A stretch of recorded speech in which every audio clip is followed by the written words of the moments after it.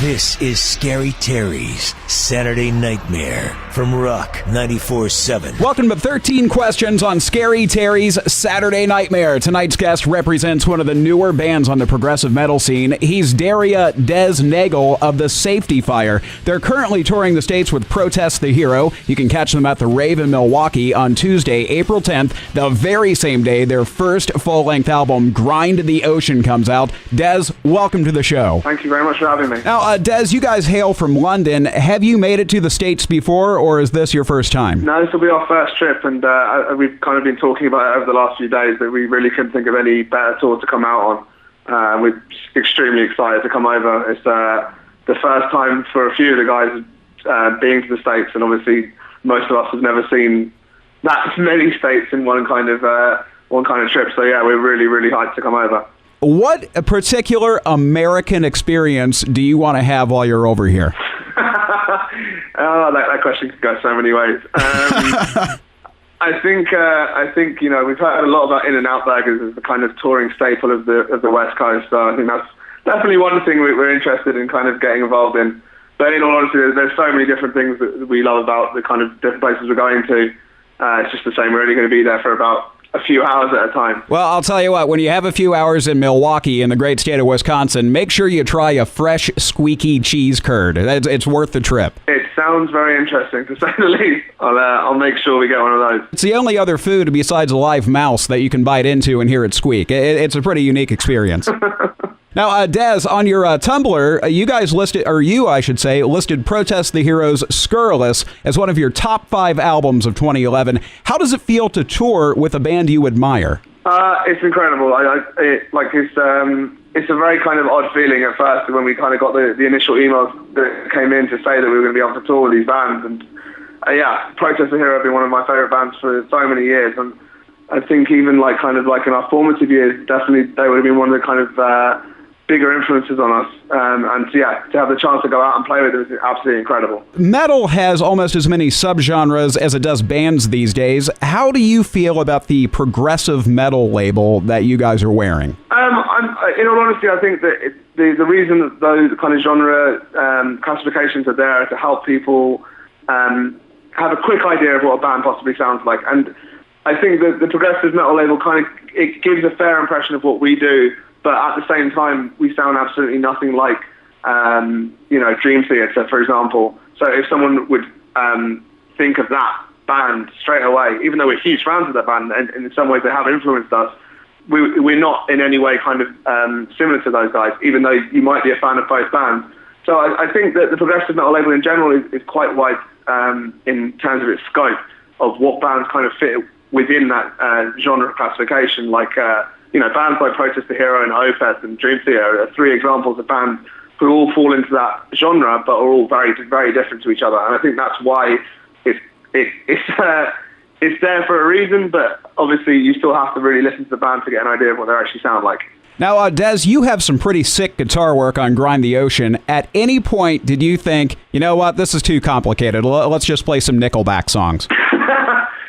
Thank you very much, firstly. In all honesty, I think a lot of the stuff just comes as it just all sounds cool, and we don't sit there trying to make it as difficult as possible. It's just kind of like what we find interesting and what we find kind of melodic kind of ideas, and that's the way they come out. Although when recording the album, I managed to rip about half a centimetre of skin off my index finger, and that made recording a little bit difficult towards the end. You're listening to 13 Questions with Scary Terry's Saturday Nightmare. I'm Terry Stevens. Scary Terry's Saturday Nightmare is a 3-hour metal show that you can listen to every single Saturday night from 9 until midnight Central Standard Time on Rock 94.7 and 102.9 in Central Wisconsin, and worldwide online at rock947.com. Our interview with Dez Nagle of the Safety Fire continues. The Safety Fire was, you guys were critical darlings after the release of your debut EP, Sections. What sort of pressure did that add to the creation of Grind the Ocean? I think we all have very high expectations of ourselves, and obviously it was great to have the kind of, the response that we got from the press, and it kind of egged us on more than anything else, because we were doing that at the time as an unsigned band. And the fact that we were getting that kind of response from press and kind of like the industry kind of in general was kind of becoming awake to what we were doing, as it were, it really kind of pushed us and made us really kind of strive and want to do this even more. And it made us definitely kind of, we didn't overthink anything necessarily in terms of what we were doing, but we knew that we had a lot to live up to. And we had already writing material by that point, and we knew that we had grown as a band musically and, technically and as a live band and everything else that goes with it. So the pressure was there, but I think it really helped us kind of push further in terms of actually egging us on to the next kind of level, which is obviously the higher echelons of the bands that we're fans of ourselves. Now, this album, Grind the Ocean, it features a song entitled DMB, parentheses, FDP. Now, there's been quite a bit of speculation as to what the initials stand for. Dez, if you don't mind, I'm going to share a few of my guesses. You can confirm or deny whether I got it right. Are you ready? Yeah, go for it. Okay, guess number one, dual male Britons frantically double picking. I think that's possibly better than the actual definition of it. But yeah, that's a good one. Okay. Guess number two, drank mucho beers, fell down peeing. That's also a good guess. Not quite there, okay, but all right. One more then. Dave Matthews Band, fond of donkey punching. Yeah, that's the two favorite things that come to mind of our musical experience. Those are all very good guesses and kind of scarily on point to how the band thinks in general, but that's unfortunately none of those are the actual definition of what it is. Oh, hell. Well, I tried. I had to do some internet sleuthing, but all right. Well, I gave it the old college try. Now, Dez, you also produced Grind the Ocean. How tough is it for you to switch from the collaborative process of writing and performing with your bandmates to being the guy who says, nope, not good enough, do another take? I think that's possibly a question you need to ask the other guys. They hated me for a little while. But, I think that if, there's no egos in terms of when we were recording, because obviously it'd be very easy to turn around and get, angry when someone comes into like a recording kind of situation and it gets upset that you're actually having an issue with a part or whatever, but it's very much kind of like we're here to help each other. There's no kind of no one would turn around and say like you don't have the right to say this. And for me, it's just I'm just trying to get the best performance, and I'm always trying to do that with any band that I work with. So even more so with my own band, because I know what we're capable of. So it's like treading a fine line of being like a psychologist and a prison officer. So that's the kind of best way I can describe it. A psychologist and a prison officer. Right now, my manager is taking notes and thinking, yeah, that sounds about right. Yeah. Dez, you've produced a few other bands besides the Safety Fire. What's the first thing an artist needs to know about working with you as a producer? I think that the main thing is to be open to other influences other than what you're kind of bringing to the table, because the kind of way that I look at music, it shouldn't necessarily be kind of so compartmentalized by genres, and I really like to bring in different ideas from kind of like pop music or electronic kind of music into other genres, basically, and kind of cross-contaminating, as it were, between those. And the only thing I give as a forewarning to bands is to be practiced and not waste my time in that sense, because that can get frustrating sometimes. And don't be drunk when you start the session as well. Now, Dez, the Safety Fire was at the Sonosphere Festival in 2011 alongside Metallica, Slipknot, Mastodon, a ton of other bands. Tell me about the moment you learned that you guys were booked for that gig.